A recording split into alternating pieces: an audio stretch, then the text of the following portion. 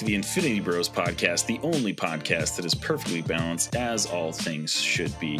My name is Isaac Edlin. I am your host tonight, and I have a couple friends with me. Number one is my good friend and fellow Infinity Bro, Zayne Isaac. Hi. Happy to be here. Ready to talk about some stuff. I'm here and Robbie's not. Mark it. That is true. There were some rumors going around that you got in a plane crash, and that's why you hadn't been on the podcast for so long. But it seems that those rumors are now dispelled. Is that true? Well, what if I was just like DB Cooper? The plane didn't crash. I just jumped off of it. Wow. I mean, so are you saying that you were DB Cooper? Have you ever seen me and DB Cooper in the same room at the same time? Just saying. I'm just saying. I can't refute that. So, all right. Well, there we go. Zayne is possibly DB Cooper. But besides Zayne, we also have a very special guest with us. It is JT from Beyond the Fandom Podcast. How are you doing today, JT?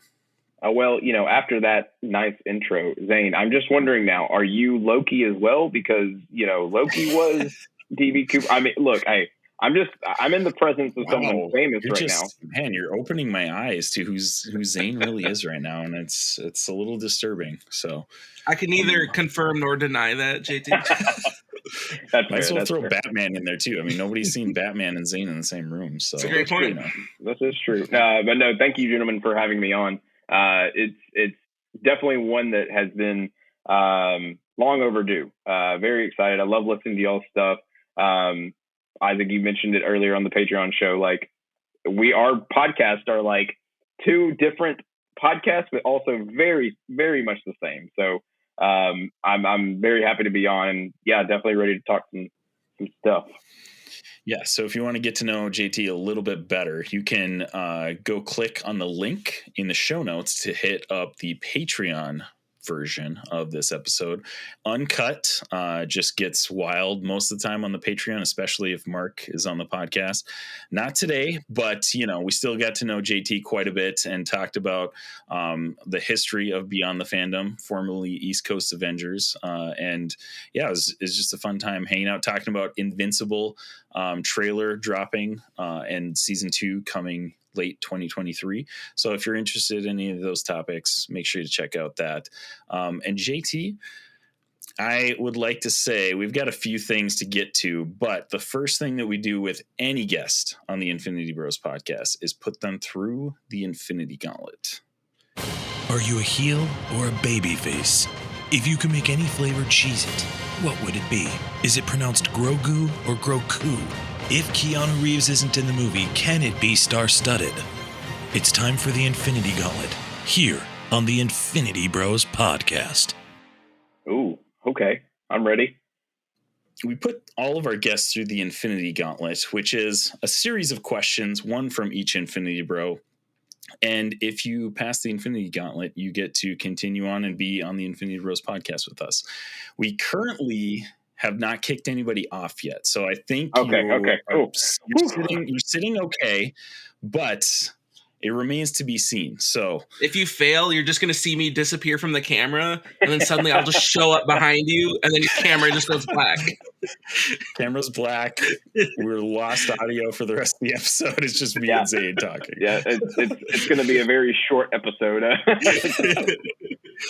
But anyways, so we will go ahead and get started with that. Just answer them to the best of your abilities. Don't be afraid. Don't be afraid. You'll do just fine. I have the most confidence in you. All right. This is from Infinity Bro Max. In an apocalypse, would you rather have an unlimited amount of chapstick or an air conditioner that is solar powered? Ooh. Unlimited amount of chapstick or a solar powered air conditioner? Give me the air conditioner, and I'll explain a little bit. I rarely use chapstick. I do. My wife would say that she uses it the most out of the two of us. But I need my AC, man. I need my AC. So I'm type 1 diabetic, so I need some kind of like things to cool me down. So like that's definitely one of, especially in that certain time. you would need something to just kind of be calm, be chill. So yeah, give me the AC. Yeah, absolutely. I mean, I think I'd go with you there too. Like AC, and we're in Minnesota, but like in the summers it gets pretty hot and muggy. If I were down south, I don't know if I'd be able to live without AC. Honestly, like I don't know if I could do it. Like I'll tell you this right now. It is January 21st, and we had a high today of 65. Shut up. Yeah, I wish. Shut up. I wish I was. Just stop. Just stop. Up here in the North, it's probably been like 10s, 20s most of the winter, but routinely hits below zero. And winter lasts from October to March, basically. So, fun times. And things happen to people, like Jeremy Renner gets run over by, snowplow. Snowplows are very dangerous around here. So absolutely. So yeah, it's not ideal, but like, hey, we make the most of it. We made the Infinity Bros podcast, and there we go. So there we go. All right. Question number 2. This is from Infinity Bro Mark. Would you rather your breath smells like sardines or you always smell like BO? Breath smells like sardines or always smell like BO? So I'm probably going to go with the breath because then I just don't have to talk to anybody. I mean, that's true. I mean, if you just smell like BO, then you have to walk around and like kind of. Then people get whiffs of you when you're walking by, even if you don't. Yeah. Exactly. So least, then you can be kind of become a recluse, and like people think you're weird, but at least like you don't smell terrible. Exactly. And on top of that, just to double down, it'd be kind of cool to learn sign language. So like I wouldn't have to talk. I could do the sign language. There you go. And then when I have the ability to talk, then I could do that around people on the phone, text. I mean, yeah, I would do the breath. There you go. All right, Zane, go ahead and fire off your Infinity Gauntlet question. All right, JT, my question for you is, if animals could talk, what animal do you think would be the rudest? Ooh. That's a good one. I like it. Okay. Zane, you're on fire lately. Jeez. Hey, it's a talent. It's a good one. All right, so hear me out on this one. I think a flamingo would probably be the rudest because they do give off that they give off that diva-ish, like I'm better than everyone, standing on one leg, dipping their beaks into the water. Like I can just see them being just absolutely rude to anyone that walks around. So I'm gonna go with flamingo. Them and peacocks, man. Yeah, ooh. Them and peacocks would be just like cockiest, like nastiest things to talk to. Oh yeah. Yeah, I get that. I can see it. Yeah. Good one. All right, here we go. This is from Infinity Bro Robbie. Would you rather fight one Jedi or 100 Smurfs? One Jedi or 100 Smurfs? That's an easy 100 Smurfs. I think so too. I played soccer in high school, so like, oh, there you go. I mean, I can just kick him. The Jedi, I can't even get near him with the Force, and if I don't have a weapon, like, yeah, it's game over from there. Right, so, yeah. Like you basically have no chance. I think it would be a harder question if it was like 1,000 Smurfs. Yeah, 100 is like pretty like no brainer. Yeah. Like you'd pick the 100, but if it were 1,000 Smurfs, would that change your mind? You would probably have to go to 1,000,000 for me to consider fighting a Jedi. Well, how about this though? We'll go 1,000 Smurfs, but there's zombie Smurfs. Oh, so okay. If you get bit, you become a zombie. Ooh. Oh, that's interesting. Okay. That is okay. We're just modifying Robbie's question. Yeah. See, I still feel like my better chances with the Smurfs, because again, with the Jedi, like they have the Force. They can just force push you, force pull you, saber to the head, you're dead. Like I mean, it's just it's just like that. So I'm sticking with the Smurfs. Probably, yeah. There's just not a lot of like options when we're like a normal people going up against a Jedi. Right. Smurfs, at least you feel like you could have a chance, even if you probably would die in the end. Like you could at least fight, you know? Yeah, exactly. I get that. All right. Last question here. This is from me, obviously. In a different multiverse, Beyond the Fandom is actually a superhero team. Ooh. What are the powers of you and your teammates? Okay. All right. Wow. Okay. So for those who don't know, Beyond the Fandom has 6, just like the Infinity Bros. We have myself, we have Darren, we have Josh, Christian, and Dom, Christian, Josh, Darren, and Hunter, and then myself. So 6. Sorry, I had to in my head. There you go. I do that all the time with the Infinity Bros. I'm like, Zayne, Max, Mark, Jared. Forgetting one. What is that? Robbie. Oh, Robbie. Dang. So I would say we'll start off with Darren. Darren is a pilot, and so his would be flight. His superpower would be the ability to fly. Yes. Dom, if you have not seen any pictures of him, Dom is like 6'7", 6'8". He is a tall, muscular man. So I would say his looking muscular man. Yes, he is a very good looking man. His cosplays are on point. Yes, they are. But his would probably be super strength.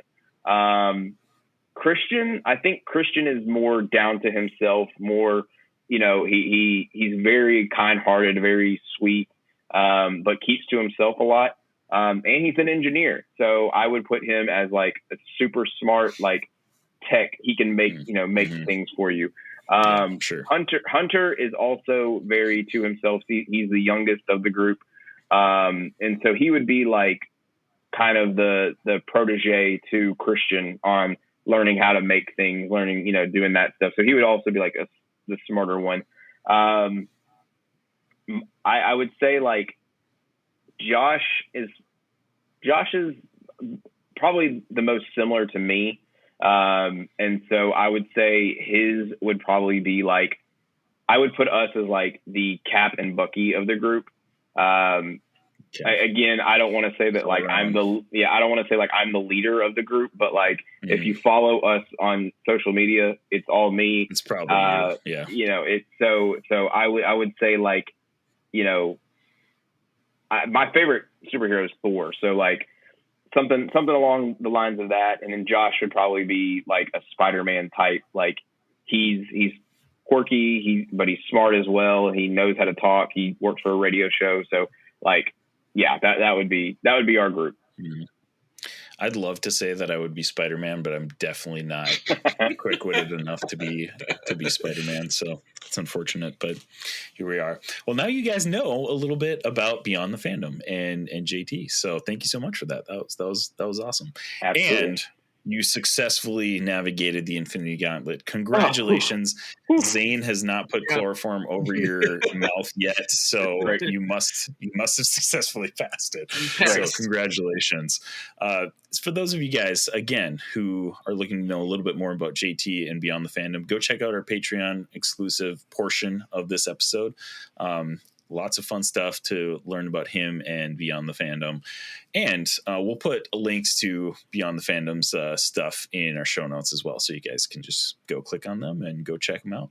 I've got a couple things that we're going to talk about the rest of this episode. 2 big ones. Number 1 is The Bad Batch, which just premiered this month. And number 2 is The Last of Us, which came out last Saturday or Sunday. Was it Sunday? Sunday, because it comes out tomorrow. Yeah, that's it.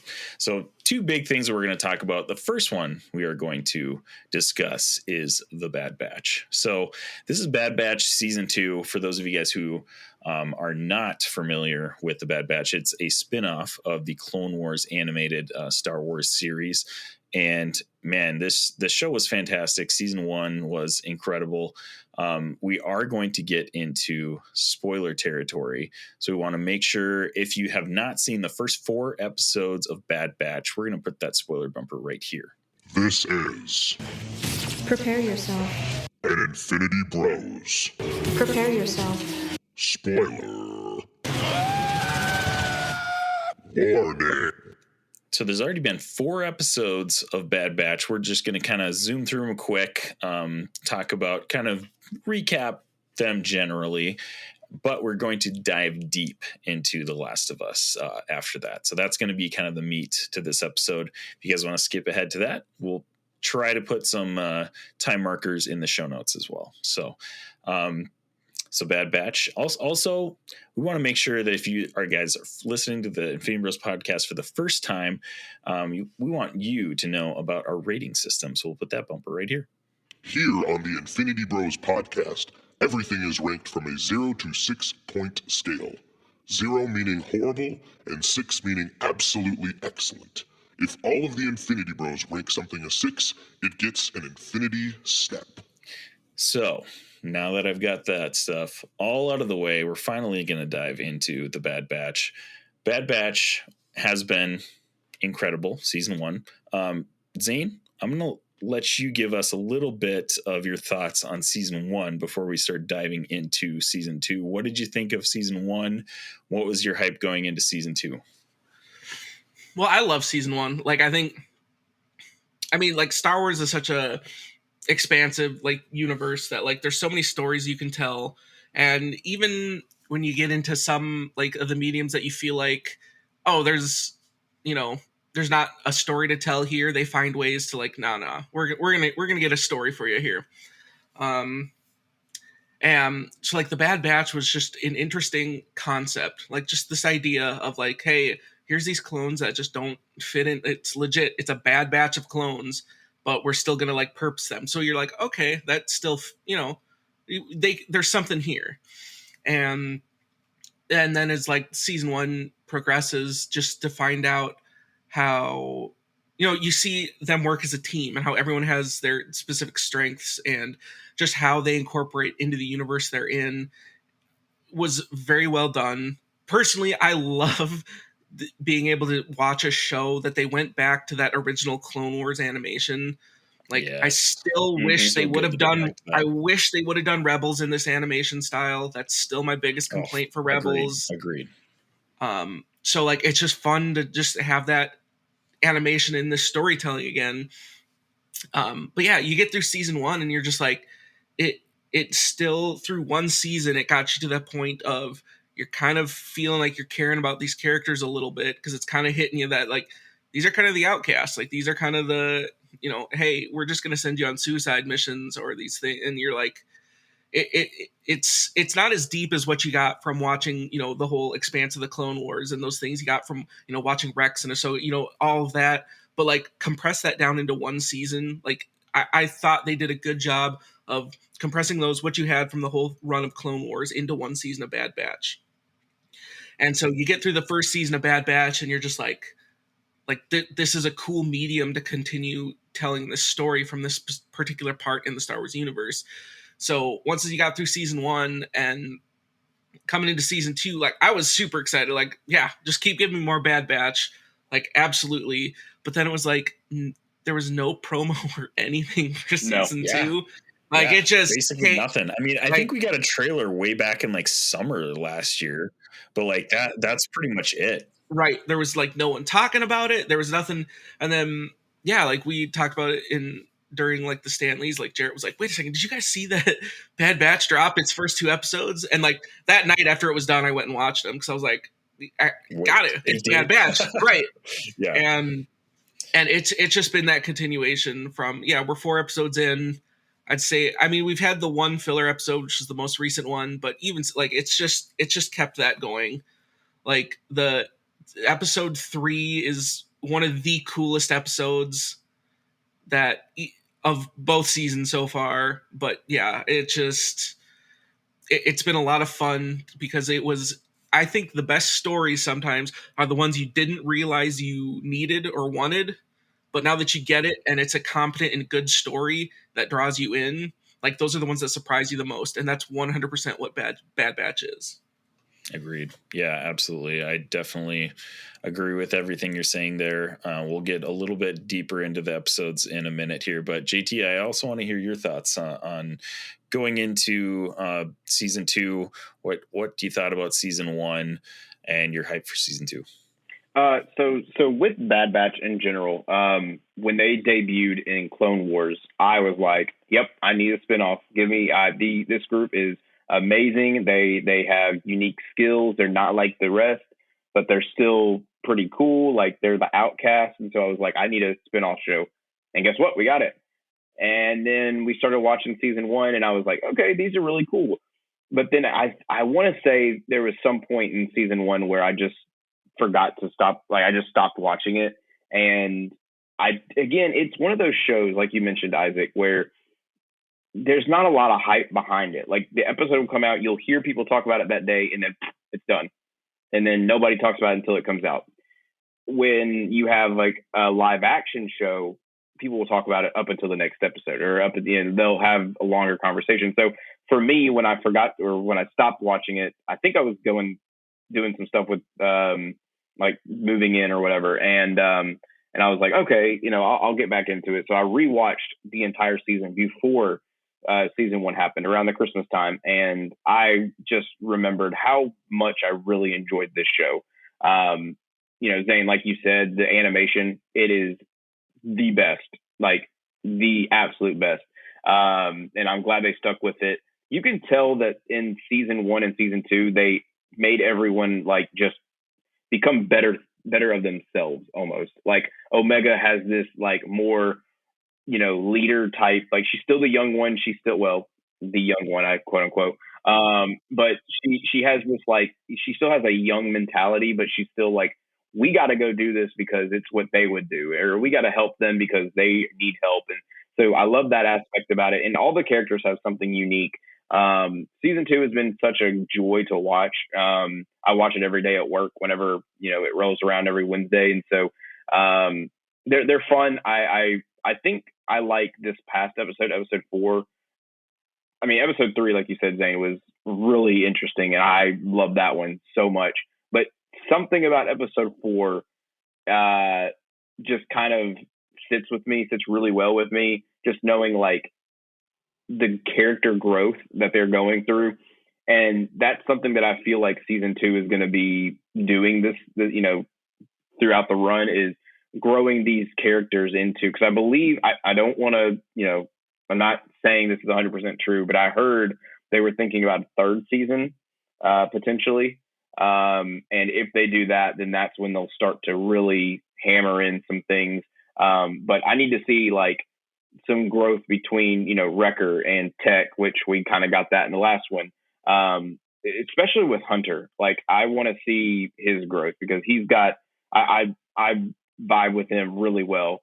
And just some of these other, Echo, we've kind of got with Echo a little bit in Clone Wars, and a little bit with his, kind of coming uppings in season 1. But just also having those connections with the Clone Wars show and with Star Wars in the whole, like having Cody and Rex coming back and hearing all these other characters and stuff. So season 2 so far has been amazing, and I can't wait till the next episode. I'm a sucker for literally anything Star Wars. So like this, I'm definitely going to watch everything that comes out. Right. I don't know if Bad Batch is going to make my best TV shows of 2023, but hey, man, like I think they've handled the show about as well as you could expect them to, with like you said, the spinoff from Clone Wars. And like Clone Wars, we get this, like, I think it was like a 4-episode arc with them.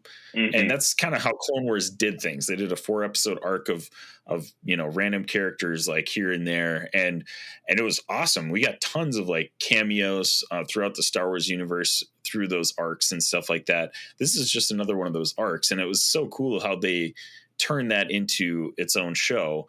And I think you hit on a really good point of, I mean, these characters are, they're pretty messed up, like backgrounds, and they've been through a ton of crap, and they still have a decent amount of growing to do, which, I mean, you mentioned Hunter, those first couple episodes. I mean, he's obviously this awesome, like badass, like leader dude, but those first couple episodes, like he's getting pretty agitated with the people in his crew. He's kind of like short with them. you kind of get the sense that something is going on, and we don't really know what that is yet.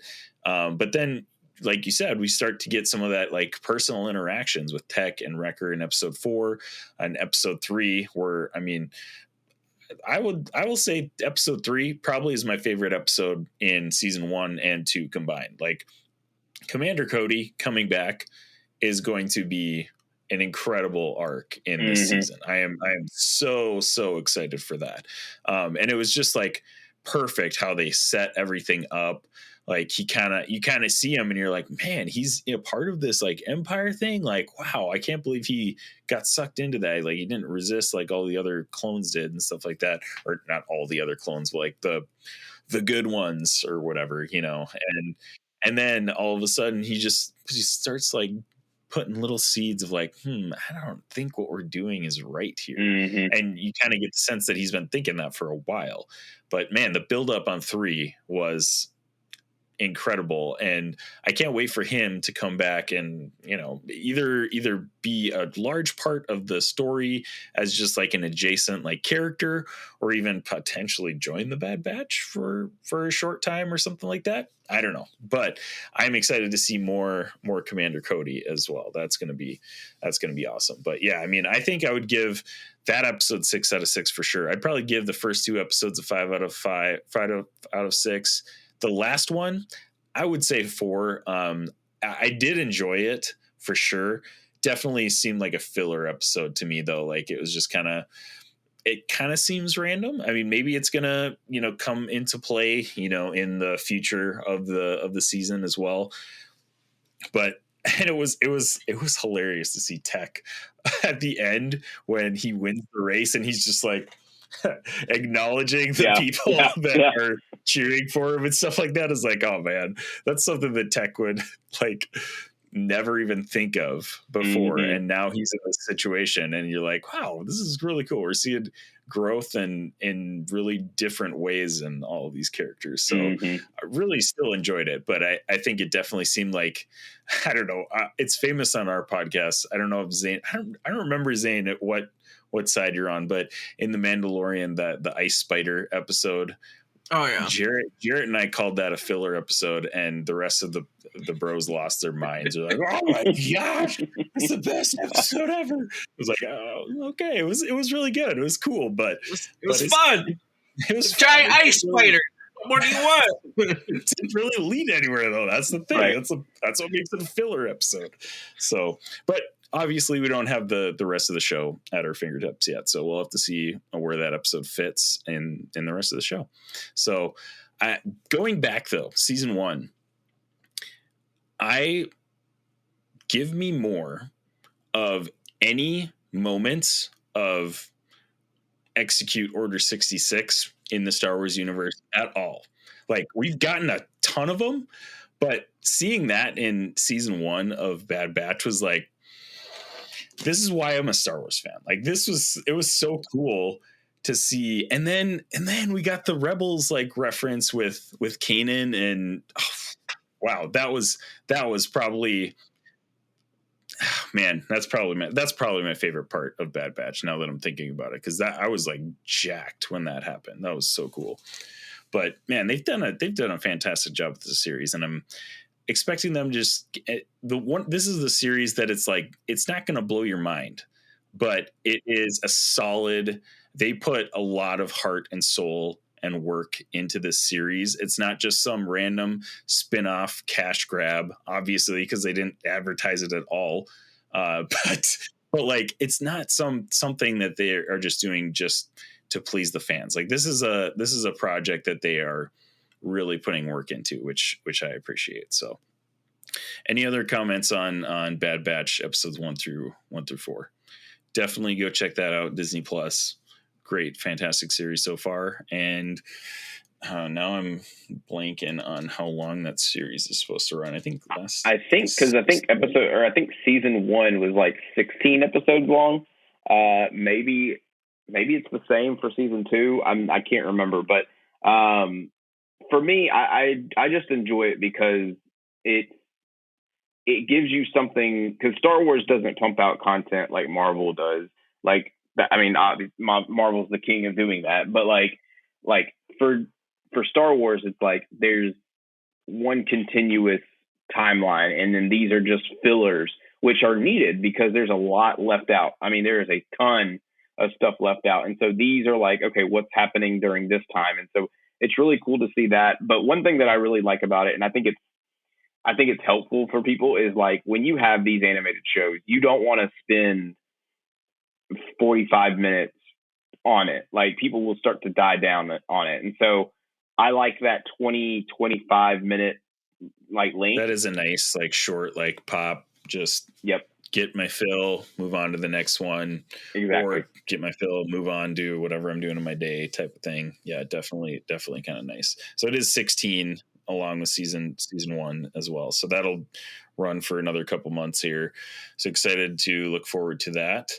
Zane, any other notes on Bad Batch? Not really. Like it's fun kind of hitting those same points too. It's to have that Star Wars story, but it's a good enough show that it's fun, that like it's something to look forward to every week. It's just that quick 20 minutes, you go about your day or whatever, but it's just like it's a good enough show that it can hold enough of your interest to be like, oh yeah, this is coming out. Oh yeah, I got a new episode to watch. Like it's enough to give you something to look forward to. And the Star Wars universe is so massive too. And just the fact that we're getting more content to fill that space and like fill in the gaps in what we know in the Star Wars universe, I'm all for it. Give me everything. I'm going to consume it. I will probably enjoy it. So absolutely thrilled that we continue to get content. So all right, boys, let's move on to the meat of the show, The Last of Us. Last of Us TV series by HBO Max by Neil Druckmann, who is the writer of the original video game PlayStation Naughty Dog story, and Craig Mazin, who is adapting it for television. Joel and Ellie, pair connected through the harshness of the world they live in, are forced to endure brutal circumstances and ruthless killers on a trek across post-pandemic America. Just dropped last Sunday, and it's got a phenomenal cast. Pedro Pascal as Joel, Bella Ramsey as Ellie, Gabriel Luna as Tommy Miller. I mean, those are kind of the big names that we saw in episode 1, but I mean, Nick Offerman is listed as Bill. He's going to come up probably episode 2, 3, maybe. I mean, there's a lot of big names in this show, and I'm absolutely thrilled for it. So to get a little bit of background on where we're at, Zane, you've played the game, and tell us just like what your thoughts were on the game. Just in general, we won't get quite into the show yet. I want to kind of dwell on just the background of this show first. So the game itself is it's an experience to play through. So like, I guess more on the background, like growing up, I was always on like Xbox. I always had Xbox growing up. So I didn't actually get like a PlayStation until I was my first PlayStation was a PS4. And so like I didn't actually like play The Last of Us when it came out on the 3. And so like when I actually played through it, I think it was on the remastered for the 4. But playing through that game, it was just like, well, I think it's a testament to Naughty Dog as well in their storytelling. But this is one of the best story-driven narratives of a video game that you can play. And so, not that I want to get off the top on that, but it's just like, I knew when they were like, hey, we're going to make this into a TV show. Like, if anything had a chance, like everyone always knows, video game adaptations. But like, knowing that, you're like, this has a chance to be something because of how strong the narrative already is, how strong the story is. Like, you play that game, and it's one of those games, like, there's moments that, you got to set the controller down, and you're just like, dang, this is some heavy stuff going on. And it was the same thing after beating the game. I remember having to set my controller down, and just like most of the time you beat a game and you're holding square to speed through the credits, or you're just trying to get back to the, like this was one that like I set the controller down, just let the credits play, and just kind of had to sit back, hands on my head, just kind of just like you just kind of process everything, because you're just like, this was such a powerful story. And like this is like, so many people come into video games that, you know, like it's a fun experience, and, you know, it's just, you know, to relieve stress, you whatever you want, you know, from your Call of Duties to regular, you know, there's so much just action, there's so much stuff going on the screen. But then you get a game like this that actually hits you in the feels, like you just, you know, watched a movie that actually has that impact, and you're just like, this is that kind of that next level gaming that if people that haven't experienced this, highly recommend it. Like it, yeah, just it's like playing. I don't want to quite say it's like playing through a movie, because there's better analogs of that. But like, yeah, just if you've never played The Last of Us the game, highly recommend it, because it's an experience all in and of its own. Like, it's not just playing a video game. Yeah, absolutely. I come at it from a similar angle. Didn't actually get a PlayStation until I got my PlayStation 4, but it was a free PS Plus game at some point way back, probably when I got my PlayStation. Threw it in my library. I was like, cool, like I'll maybe play it at some point. And I heard a lot of good things about it. I was like, sweet. All right, I'll have to check it out. Finally got around to checking it out, and I was like, wow, this is probably the best post-apocalyptic, you know, zombie game, or whatever you want to, whatever category you want to throw it in there. I was like, this is impressive. The storyline is incredible. The gameplay is also fantastic. But I mean, you kind of hit on something. Like, there are really heavy moments that you just kind of like or sit in. The game like forces you to just like slow down. And I think a lot of video games are just like action, action, action. Like, oh yeah, like this game like forces you to slow down and be like, all right, we got to take this slow. We got to think about what we're doing. Like, we can't just blaze through, light everything on fire, and, you know, run through the levels type thing, which I'm terrible at stealth games. So I was tempted to do, but never works. But yeah, I mean, this game, it's an incredible game. So I'm on the same page as you, and we'll get into it in a little bit, but I do want to talk to JT. You came at this from a little bit different angle. So why don't you talk about your experience with the game so far? Right. So, you know, Zane, you said you grew up with like Xbox and stuff. So did I. I had a PlayStation. I would always play my Xbox over my PlayStation. Again, it was one of those, like, all my friends had Xboxes, PlayStation was kind of the side. Right. But when I got my PS5, it took me years to get it, but I finally got it. And a lot of my friends, a lot of my friends are like, get this game. And that was one of the games that I was like, you know, people said, hey, this is what it's about. I'm not a big horror type game player. Like, I'd rather do like a Fortnite or a Call of Duty where it's, you know, just, you know, stuff like that. But then about a month ago, I would say, I saw a buddy of mine sent me a trailer to the game or to the show and was like, watch this. It looks amazing. And I enjoy The Walking Dead. So like this, he said, you know, it kind of has that feel, but it's completely different. It's the same type of adaptation of post-apocalyptic, you know, pandemic-esque world that we're living in. And so I watched the trailer. I was like, oh my God, this is great.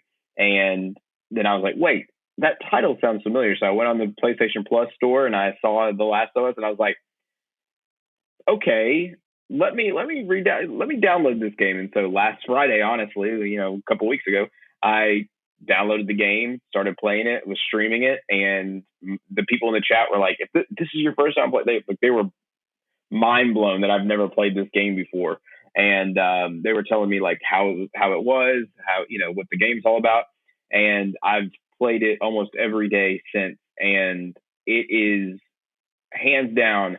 A buddy of mine told me, I told him where I was at in the game, and he said, oh, you're like halfway through it. And I was like, it's the best story game that I've ever played. Like, storyline wise, it is fantastic. And again, you know, when I was worried about that adaptation from this to that, because like we talked about in the Patreon show, there's a lot that are good, but some that are terrible. And this was the one that I was very iffy on because, again, The Walking Dead has done this. Like I never wanted people to be like, oh, this is just a ripoff of The Walking Dead. And that was, I'm not gonna lie, that was my mindset going into it because, again, I've never played the game. But now having played the game and only halfway through it hands down, it is totally different from what The Walking Dead is. And I don't know, guys. I just really enjoyed the game. That like my love for this game thus far has really got my excitement level for the show just like every single time up and up. I've watched the first episode twice. Like that's it's that good. The similarities between the two are phenomenal. The differences are also really good. You take these, like we'll talk about it in a bit, I'm sure, but like the opening of the show, not even in the game, but you need it. Like you need this to understand what the whole story is about. So stuff like that is what I really enjoy about it. And like, I'm excited for the episode 2 to come out. Like I cannot wait. And from what I've heard from people who have gotten early screeners, they said this episode is crazy. And I'm like I get my excitement level because, again, from playing that game and knowing, okay, this is what happened. This is as far as we're gotten in episode 1. What's going to happen next? Is this scene going to come? Like, oh, is that character going to be introduced? Are we going to see this scene? And I'm like, in my head, it gets me a little nervous because, again, we know what's coming. So as somebody who is in the middle of that, this is kind of a topic we talked about a little bit on the Patreon version, but would you recommend going and playing the game right now like you are? Because we actually have a mutual friend who asked us, should he go play the game or should he just watch through the show? And as Zayne and I, who have both played the game, and mind you, mine is not fairly recently, like I remember the game and stuff like that, but like when we're seeing these on social media, there's like shots for shots, exact same shots that are in the video game translated to the silver screen. And like, it's pretty incredible how they're doing some of this stuff. But I mean, I don't exactly recall a lot of those shots, but going back and looking at that was like, wow, they are really, really putting a lot of time and effort into adapting this. So what would you recommend as somebody who's in the middle of that? Would you say just watch the show through, then go play the game? Would you say jump in right now and go play the game? Honestly, I would say jump in and watch and like kind of do like a side by side almost. I know that's really difficult to do at the same time. Yeah, I mean it's very difficult because where I'm at right now, I mean, in the game, again, I'm halfway through the game, and episode 1 only, like, I think we got midway through episode 1 was like the first 10 minutes of the game.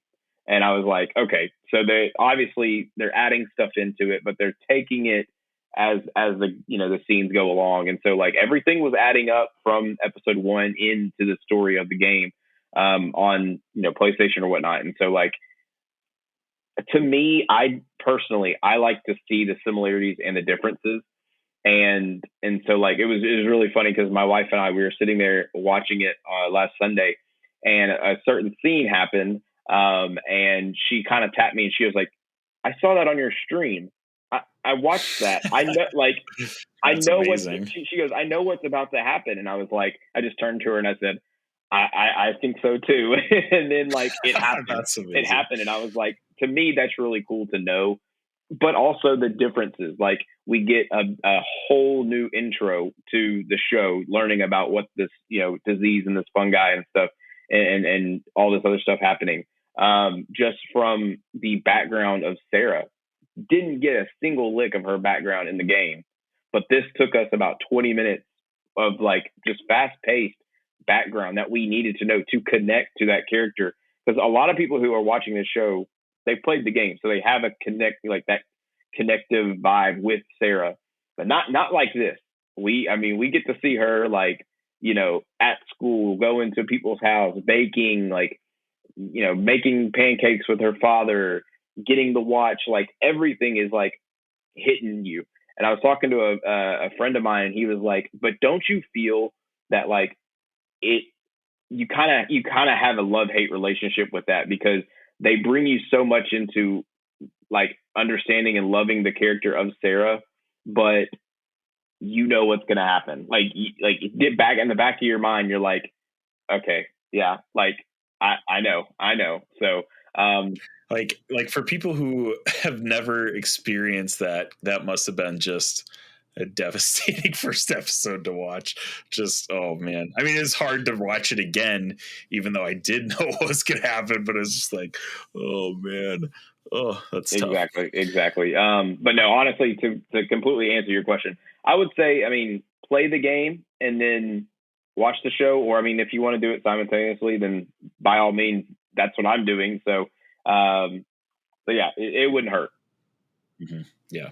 So you mentioned the opening. So there's a cold open to the show, which, I mean, assuming, like, we've already given plenty of spoilers here. I'm guessing if you come this far, you've obviously watched this episode, but this cold open opens, it's like 1968 or something. It's this scientist that is talking about potentially what could happen if a fungal like infection spread across the world. And I don't know about you guys. I heard some before. I caught some spoilers on Twitter before I watched the episode of people talking about this cold open scene, and some people saying that it kind of took the mystery of the disease, like in the game The Last of Us, out of it. But this was a bone chilling intro that I think set up this episode perfectly. Zane, what did you think of that cold open? The cold open is really good because it set up everything you need to know going into the show. Not only the cold open, but even that first 20 minutes that we got with Sarah, because like in the game, it just hits you and you start going, and then as you through the course of the game, it fills that back in. Whereas with a show, that's one of those differences. I feel like with a show, you kind of have to start with that information, because it gets annoying when you don't get that information till episode 3. Well, you might have lost people by then, so you kind of have to establish that more at the beginning. And so I feel like they did a really good job of establishing that at the beginning, getting you to fall in love with Sarah, and then yeah, everyone else who played the game knew exactly what was going to happen. But like if you're just watching the show, like they need you to do establish that, like, hey, this is going to be an impactful moment, and then you're going to get blindsided if you don't know what's coming. And here's an interesting note. That's a great point, Zane. And this is why I think a lot of people did not connect with Halo, because with Master Chief they did a lot of that where we didn't know anything about him. And then they were doing these kind of flashbacks like scattered throughout the series. And it's like, I don't know anything about this guy and I don't care about him at this point. And then, there was plenty of issues with the Halo show, but that was one reason why I think people did not like connect with Master Chief right away and like really, grasp onto that series. But I think that's a great point. There's a difference in the medium. Like there's some things you just can't do on screen that you can do in a video game. That you can just show different things. Right, because as you're playing a video game, like as you're actually controlling your character, like some of that story stuff kind of goes in the background because, I got to go through this fight scene. I got to go through this. So you can kind of run out the scene. But like in a movie, you got to get that more in detail because people are just watching this. Like you can't put that to the back of your mind because you got to play through a 15-minute fight scene or whatever. Like, right. Yeah. So, well, and so much world building in video games is done in just passing by stuff because a lot of gamers don't care about that stuff. So they just skip that stuff. So games make it easy to get information about your world by doing exploring, interacting with everything. That way, if you don't want to do it, you can just skip it. But when you're walking, going along, sometimes, and this is not specifically The Last of Us, but like other games, like you can hear conversations between different characters and get information about them, get information about the universe that you're in through those conversations, but they're not focal points of the game. But in a movie, you have to make them a focal point in order for the audience to understand the world building that's going on. So it's they're two different mediums. You kind of have to play them a little bit differently. But I will tell you, when I was watching the first episode, I was incredibly impressed that I got the exact same feelings that I got while playing the Last of Us game. Exact same feelings. Like, they nailed the vibe down in episode 1, at least. I'm hoping for the rest of the show it remains the same, but holy man, did they do a good job at translating everything that's going on, the tone of the game to the series. Just I'm absolutely impressed with this. And this, honestly, this is not a show that I thought I was going to be super hyped about. Like, I loved the game. I think it was really cool, but I'm not like a Last of Us apologist. I don't think it's the best game on the planet or anything like that. Mm-hmm. But I will say it is probably one of the video games that lends itself best to a story, narrative on a movie or a TV show. So the fact that they have taken this and they are absolutely making it their own is just incredible to me. And I'm so hyped for the rest of it and did not expect to be. Like, I went into it knowing that it had a lot of good reviews. Everybody was loving it and stuff like that. But my hype level was not like up there with the rest of everybody else. Now it is. I'm there. I'm with everybody else. The show is going to be fantastic. So, but yeah, I mean, Pedro Pascal nails it as gosh, no, I'm blanking on his name. What's his face? Joel. Yep. Nails it as Joel. I mean, you guys mentioned we got like a lot more background on Sarah than we do in the game initially anyways, which was cool. And they threw in so many awesome little tidbits. Like we already mentioned the several shot for shots. And actually, I'll throw in a link to J Buck, good friend of the show. He actually did a side-by-side like TikTok showing like the shots from the games to the movies. Incredible. And just like, a minute TikTok or something like that with the quick shots of all those things. But the t-shirt that she is wearing in the TV show is the same t-shirt that she's wearing in the game, which there's just the attention to detail that they put into the show is just fantastic. So Pedro Pascal. Well, I was going to say there was one scene that was like, I mean, again, everybody has like put it next to the game, is where Joel and Ellie go to like his apartment or whatever, and he lays down on the couch.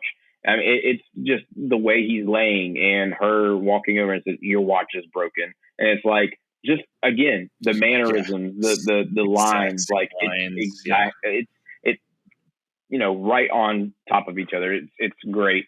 And then, but the differences too is, we didn't know about we didn't hear anything about the radio in the game, in the video game. And she's like, what's the 80s? What's this? And then she starts singing a song, and she's like, she catches Joel like getting upset, or she's like trouble. And she like is starting to figure out who Joel is, but you won't get to know that in the game until like a little bit longer.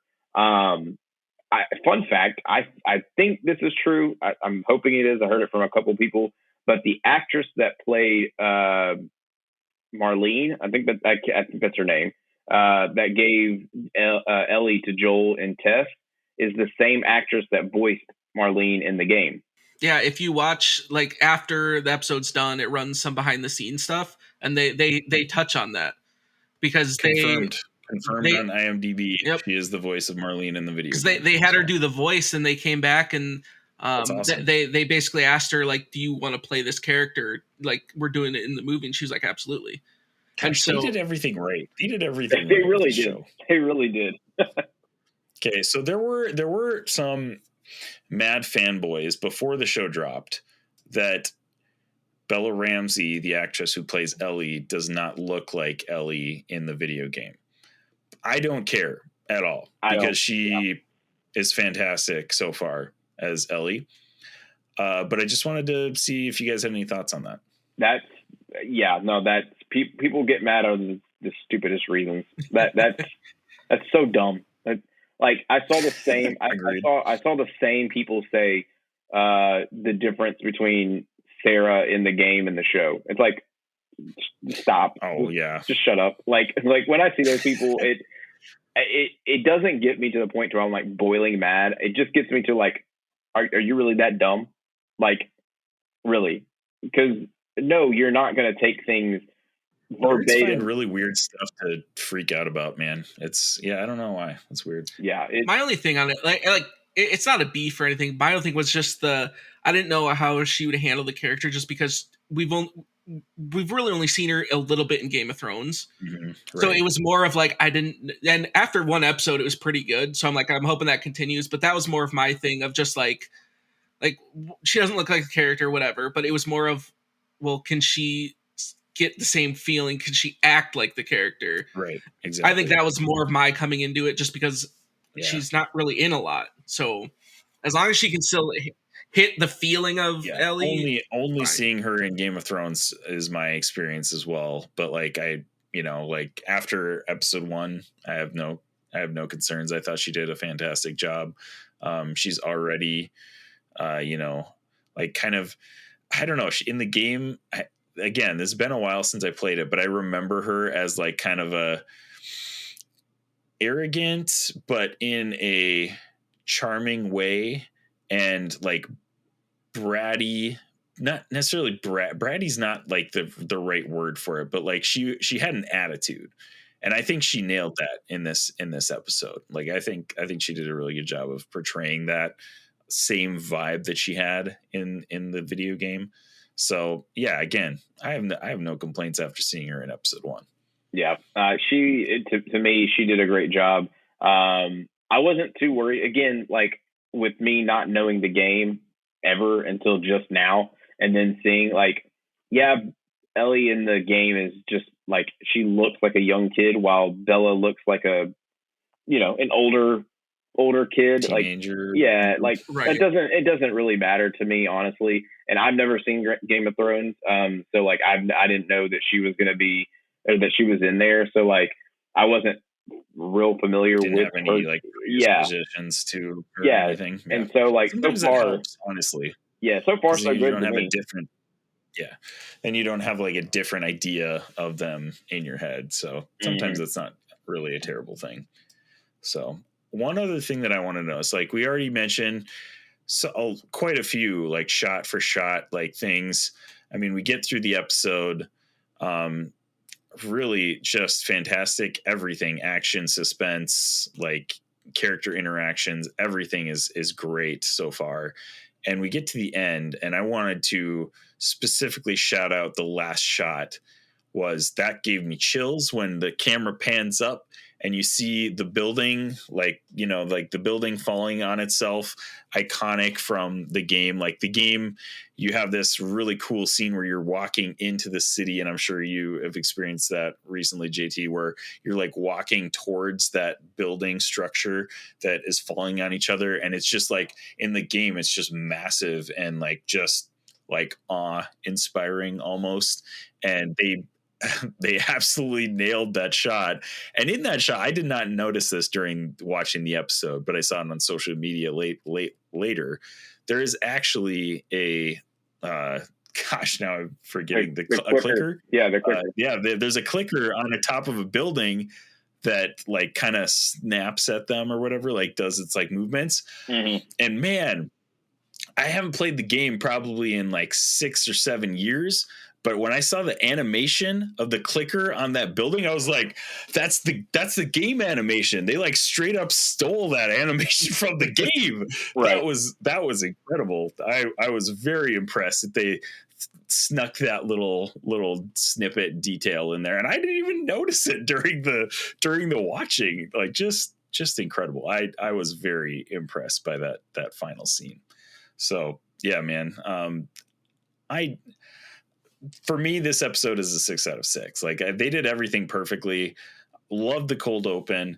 Loved all the callbacks to the show, and everything that they had to deviate from, they're doing it in a fantastic way. So I have no qualms about this episode specifically, and I have very high hopes moving forward. JT, what was your rating of this episode? I would give it a 6 out of 6 as well. Obviously, is a very good start, like a phenomenal start. Like of course, there's 9 more episodes to go, so like we'll see. We'll come back to at episode 10. What do you think of episode 1? Like it could potentially all these episodes just be 6 out of 6, 6 out of 6. Right. But for a opening to a adaptation from a video game, it nailed it right on the head. And I think it couldn't have gone any perfect. I mean, or any more perfect. It did what it was supposed to do. And the differences that it added, the little subtle small things, made it a better story for people who have never played the game. My wife has never played the game. She had no interest in playing the game, of course. She loves the show. She's in love with it. So like it's right on there with it. So and I've heard that from several sources that like people that don't play video games watch this episode and they were like, this is an awesome show. Like so they're not. I mean, it's hard because like obviously they are very, very painstakingly trying to please Last of Us fans, but they're not doing it in a way that is fan servicey or detracting from the production or anything that's going on in the episode, which we've seen obviously in various iterations of media. So, but like, yeah, I mean, I think that's awesome that your wife was like, yeah, I actually want to watch this. Because I was asking her today, I was like, hey, do you want to watch the second episode with me? And she was like, yeah, absolutely. I was like, okay, cool. I was like, you may see some of the stuff that was on my stream, but like, and she was like, oh, that's fine. I like that. So again, it's one of those, and Zane, before you get into your, thoughts and stuff, can we quickly touch upon the opening credits? How they were awesome. Like just again, so yeah, we've been talking about how like they've nailed the vibe of the video game. Like I literally thought I was opening the start screen for the video game when the opening credits came up. I was like, wow, they did it. They did it. I really don't know what to say at that point. I was like, oh my gosh. With the guitar, like the strumming of the guitar and like just the different, and then it like just kind of panning around that empty room, like exactly like the title screen for the game. It's just like, wow. Yeah. Wow. Incredible. Love that. All right, Zane, what was your rating of episode 1 of The Last of Us? Yeah, it's 6 out of 6. Like I hope everyone else snaps. Yeah, snap it. No, I hope anyone else who ever wants to make like a video game adaptation into a TV show, which I feel like that's probably more than like get it more of a TV show rather than a movie. Right. Like write this down. Like this is how you do it. Right. Now I get that you had Neil Druckmann and he was the creator with the show, and then he was heavily involved with the show process too. But like, take notes on this because this is what people want. Like this is how you do a video game adaptation into a TV show. And granted, yeah, it's one episode, but I'm just banking on that it's not going to go completely off the rails, by what we have on one episode. Right. But yeah, no, like I'm very excited to, I've played the game. Granted, like I played the game long enough, like a long time ago or long enough ago now that the show is a good refresher. So like I know the basis of most of the things that happen, but like now the show can kind of fill in the pieces. And so it's not that's necessarily that I'm going to be going in cold and it's a brand new experience, but it's that refresher experience of like it's been a while, so you kind of retouch on some of these points. So I'm excited to just go on this journey and to see and to continue, because I know that's going to be a continued thing, to see, hey, here are the parallels from the game to the movie or the show, all these different things they do. And like I think that's going to be the enjoyment or the game within the game, to see, hey, what did they do the same? What did they do differently? And, that's something that you can continue to talk about. Like, hey, I loved how they did this. I love how they portrayed this. Because, as we've even hit a bit on this episode, like there are some things that work well in a game that you have to change a little bit for a TV show. And to see how well they can flip those around and see how well that, you know, they can take and maneuver those things while still telling a story. But I guess I'll end one of my favorite things that it's been different from what we had from the game. And so some of the stuff I've heard people talking about, even when they were making it. So in the game, a huge point of like how the infection spreads is through spores. So it's all like airborne. And so in the game, they're always wearing gas masks. But it became a running bit that they didn't want another show where Pedro Pascal always had a mask on. Yeah, I heard that too just today, actually. So and so that was one of those changes they made for the show. They got rid of it, so it's just through the bite. So I mean, there might be some spore like localization stuff, but like in the game, it was like they always had gas masks on when they were out. But I think like, they're gonna find a way, because that was a really like ingrained in my mind part of the video game, is like, you know, every time you walk down into one of those underground tunnels and you see the spores floating around, you gotta put your mask on. So I think they're gonna, obviously that's not gonna be exactly the same, but I think they're gonna do a pretty good job of adapting it, you know. Right. And I assume that's something you can do as a plot device of like, oh, we got to go to this specific area where there's specifically spores, then you have them put a gas mask on. But like, that's the one difference. Like in the game, they wear gas masks way more often than what we're going to see in the show. But that was just the funny bit of just like, yeah, we don't want another show where Pedro Pascal's always in a mask. So it's the year of Pedro Pascal, though, dude. Like Last of Us, and right after Last of Us is done, Mandalorian is right around the corner. Yeah, I believe that's beginning of March is when that one is premiering. March 1st. March 1st. Yeah. So, Yeah. I mean, like, yeah, I think this series will be done at the end of February. So yeah, it'll be like right at the end of his Last of Us run. Like this is going to be Pedro Pascal mainstreaming. Everybody is just, I said this during our Stan Lees, but I finally got around to watching Massive Weight of Unbearable Talent with Nick Cage and Pedro Pascal. And Pedro Pascal has range, man. Like he is such a funny guy in that film. Like he's hilarious. And in these other roles, he's so serious, and he's gonna nail it as Joel. I'm really excited that he is a part of this franchise. So you're Pedro Pascal. Another little gag that they were talking to Pedro about, Zane, I don't know if you heard this or not, but someone, when they were doing like press for it a little bit, they were asking Bella Ramsey and Pedro if they've ever played the game, and they're like, yeah, you know, we played it, blah, blah, blah. And the interviewer was like, so Pedro, are you going to be crouching down a lot? And he's like, oh no, he's like, you'll probably never see me crouch, maybe just a couple of times. he was like, but I'm not. He's like, my old knees can't do it. I can't. but it's funny. Oh, I mean, fantastic. It's like the differences in the, you know, like in the game, I think you're crouched for like at least 85% all the time. Like you were going behind barrels and walls and stuff like that. And yeah, it's going to be one thing that I hope that they do in the game, or they do in the show, that again, for those who have played it, like all three of us, the fact that like when you have to go and you grab loot and you have to at least walk around every single, like I want to see that in the game or in the show. Just like grab loot, just make them like see them make like bombs with like tape and nails and stuff. Like that. Exactly. That's one of those where if you played the game, you understand that you can't just go into a building and not check every single room for check all the drawers.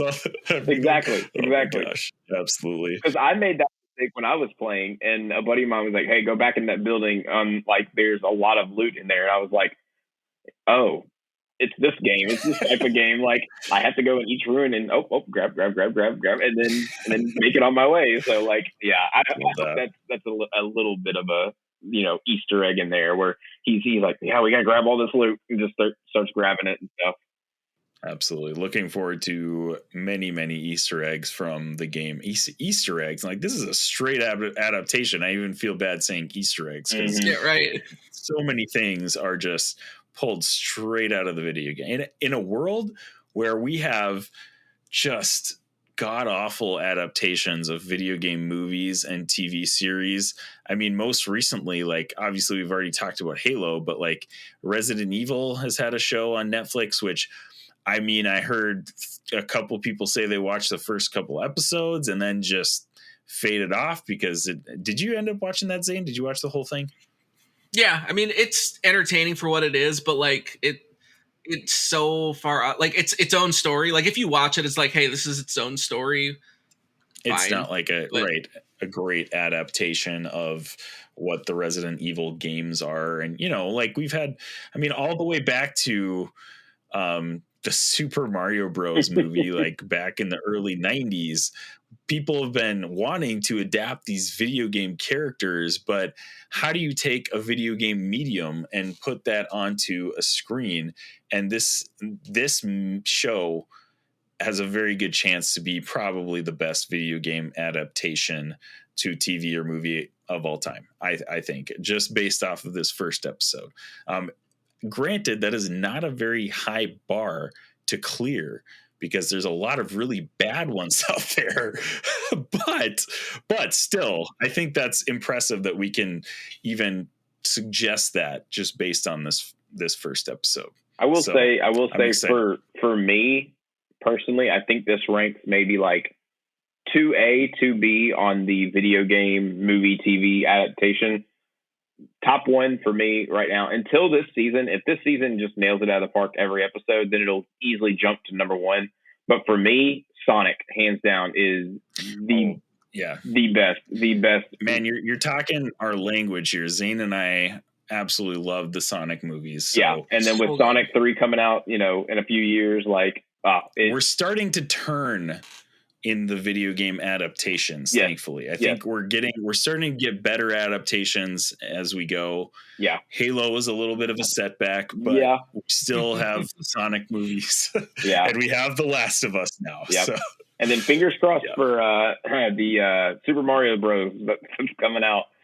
Yeah, dude. Yeah, actually, we got some hype behind that. It's really strange how everything has all come together for that movie, but I'm a lot more positive after seeing the trailers that they've put out. Like it looks incredible. So definitely excited for that one too.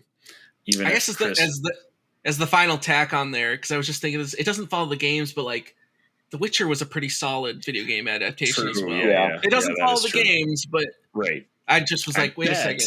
I bet if they let Henry Cavill have more creative input in those shows, they would have followed the games a lot closer. But here we are. Yeah, that's true. But yeah, definitely. I think we're turning the corner. We got some good video game adaptations out here. But Last of Us, again, has a chance to be among the greats in the video game adaptations. So, well, guys, I think it's been a very successful episode talking about Bad Batch and The Last of Us. JT, I just want to take a quick couple minutes here. Why don't you tell us where people can find you, where people can find Beyond the Fandom, and where they can go check out all your stuff? Yeah, absolutely. So we are on Twitter at Beyond Fandom 1. We are also on Instagram at Beyond_Fandom 1_. Look, when I tell people our usernames, it's so weird. You don't have to tell me about that because don't even look up the Infinity Bros Twitter username, man. Like I tried spelling that out for people when we started the podcast and I gave up because it's unfortunate. Yeah, so I get it. It's just a weird time. The internet takes it when they do what they want. But we on our Twitter, you can find our link tree in the bio, and you can go to all of our socials there, TikTok, Twitch, Instagram, our website. You can find all of our stuff there. That's where I'm at, if I should say. If you do see a tweet from us from the Beyond the Fandom podcast, it's most likely me. So you'll probably be interacting with myself. So come on over. I love talking to y'all and just talking nerd stuff and whatever. But this episode has been a lot of fun, gentlemen. It's been a blast. Like I said, long overdue, but glad we got it. Glad we got it, out of the way, and hopefully y'all can come on our podcast. Or again, it may be just me talking to you guys. We'll never know. So. Hey, we're okay with that. We're okay with Absolutely. that. Yeah. Thanks so much for joining us, man. It has been a blast. And for all of you listeners out there, we will have a link in the show notes to JT and all of his Beyond the Fandom stuff, so you can check all of their content out. Thank you also, Zayne, for joining me on today's episode of the Infinity Bros Podcast. It's been a blast. Absolutely. It's been a fun time. How was shaking off the rust? You feel like you're right back in the saddle again, or? I mean, it's like riding a bike. You know, you just get on, you just go. You never really forget it. Yeah. Just Zayne riding a bike. You know what else people don't forget? BD Cooper. So, it's a great point. Just saying. It's a great point. Just saying. There you go. Is Zayne DB Cooper and Loki all wrapped into one? All in one. Never know. We'll Maybe. never know. Yeah, you never know. Well, thank you, listeners, for making us a part of your podcast experience. Wherever you're listening, however you're listening, thank you so much for making us a part of your day. Have an amazing day, evening, or night. We love you 3000. Bye. Thanks for tuning in to the Infinity Bros Podcast. You can find the Infinity Bros on Facebook, Instagram, and Twitter at the Infinity Bros. Feel free to send listener feedback via email at infinitybrospodcast@gmail.com.